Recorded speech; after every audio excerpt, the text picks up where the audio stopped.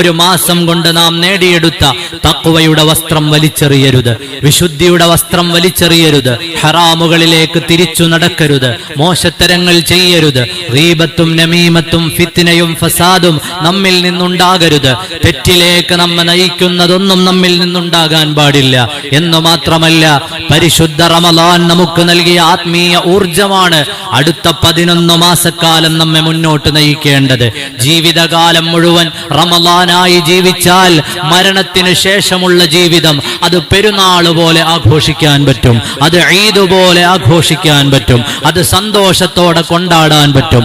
ആ വിചാരം നമ്മുടെ ഖൽബിൽ വേണം. മഹാന്മാരായ മുൻഗാമികൾ രേഖപ്പെടുത്തുന്നത് കാണാം. ചില ആളുകളുടെ നോമ്പ് അവർ ചെയ്തുകൊണ്ടിരുന്ന തെറ്റുകളിൽ നിന്ന് അവരെടുക്കുന്ന ഒരു ഇടവേള മാത്രമാണ്, ഒരു ഇന്റർവെല് മാത്രമാണ്. റമളാൻ കഴിയുന്നതിനു ശേഷം വീണ്ടും അവർ ആ തെറ്റിലേക്ക് മടങ്ങുകയാണെങ്കിൽ അവന് റമളാനിന്റെ പുണ്യം എത്തിച്ചിട്ടില്ല, അവന് റമളാനിന്റെ പുണ്യം ലഭിച്ചിട്ടില്ല, ലൈലത്തുൽ ഖദ്ർ കിട്ടിയിട്ടില്ല, അല്ലാഹു കാരുണ്യം ചൊരിഞ്ഞവരിൽ അവനില്ല, മഗ്ഫിറത്ത് ചൊരിഞ്ഞവരിലില്ല, നരകമോചിതരിലില്ല.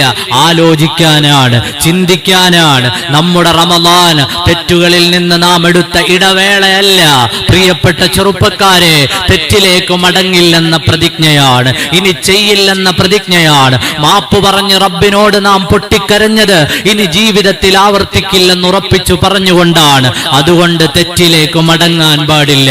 നമ്മുടെ റമളാൻ നമുക്ക് ലഭ്യമാകണം, നാളെ റബ്ബിന്റെ മുമ്പിൽ അനുകൂലമായി സാക്ഷിയാകണം.